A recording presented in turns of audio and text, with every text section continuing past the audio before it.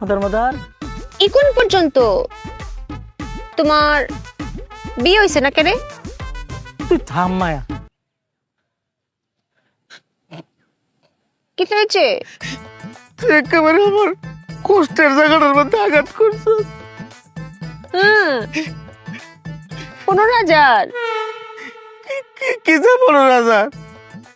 তোমার কষ্টটা অনেক গভীর মাদার। এটার বিল হয়েছে 15,000।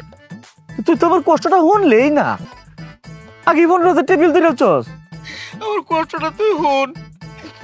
আমি যে সময় বিদেশ যাই, আমার আম্মা কইলো ছেলেটার বয়স হয়ে গেছে, ওর বিয়েটা করাতে দরকার।